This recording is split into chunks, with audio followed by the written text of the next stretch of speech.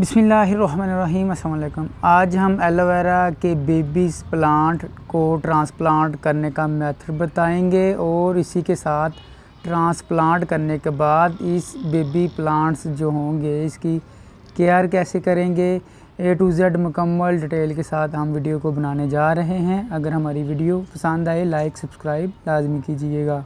जब भी आपने एलोवेरा प्लांट के बेबीज़ को अलग करना है, ट्रांसप्लांट करना है, तो इसके लिए आपको पहले अच्छी तरह से पानी देना होगा या पहले भी पानी लगा सकते हैं। इसकी मिट्टी के अंदर मॉइस्चर होना चाहिए, मिट्टी ढीली होनी चाहिए। एलोवेरा प्लांट्स को बीच में से निकालने के लिए सबसे पहले हम क्या करेंगे, दोनों हाथों के ज़रिए से इनकी दोनों साइड के जो पत्ते हैं, लीफ हैं, वहाँ से उसकी रूट तक नीचे तक पकड़ेंगे और आराम आराम से इसको खींचेंगे, खींचने की कोशिश करेंगे।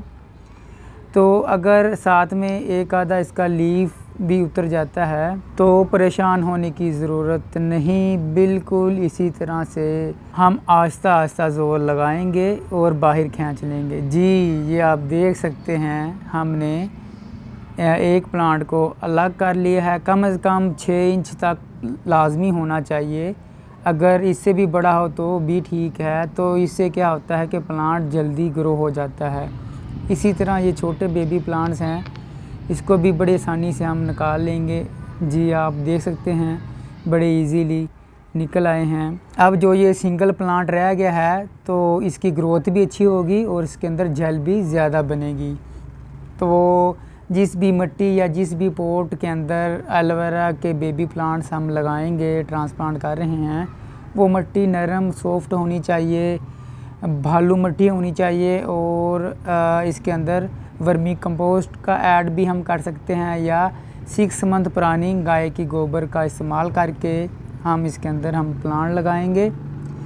जी, ये आप देख सकते हैं प्लांट की अगर बड़ी रूट्स हैं तो हाथ के ज़रिए से या कटर के ज़रिए से बीच में से थोड़ी काट देंगे तो ऐसा कुछ भी नहीं होगा, कोई नुकसान नहीं होने वाला। जो बड़ी रूट्स होगी हम उन्हें काट देंगे। इसी तरह इसके साथ एक बेबी प्लांट भी है छोटा सा, तो हम इन्हें भी साथ ही रहने देते हैं।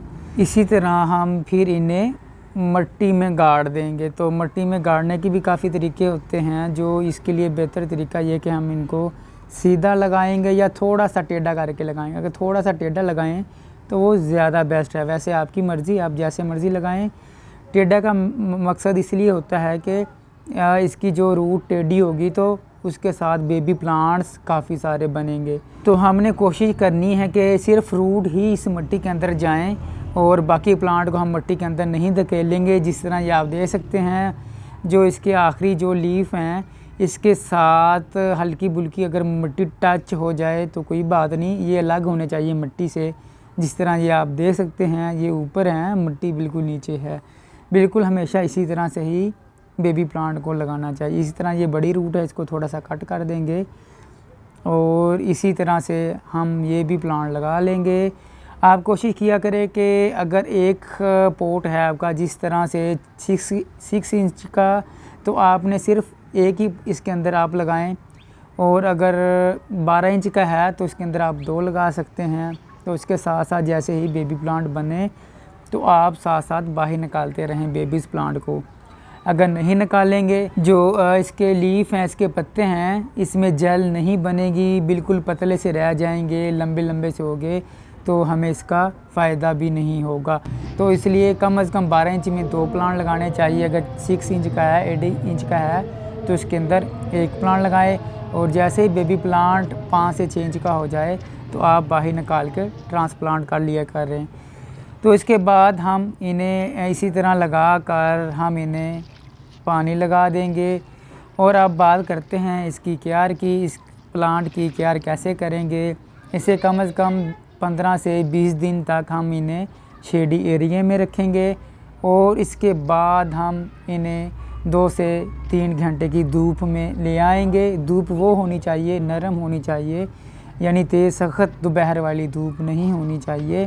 तो पानी कब देना है, जब आपको लगे इसकी मिट्टी ऊपर से खुश्क होने लगी है या खुश्क होती जा रही है, इसी तरह आपने हल्का सा पानी लगा देना है।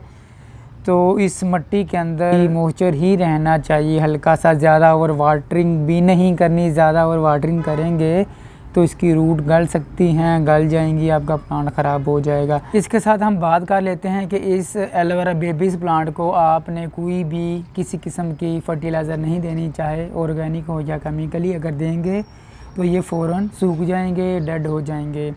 वैसे भी एलोवेरा प्लांट्स को ज़्यादा फर्टिलाइज़र की ज़रूरत नहीं होती, इसके लिए सिर्फ जस्ट नरम मिट्टी का होना ही काफ़ी होता है।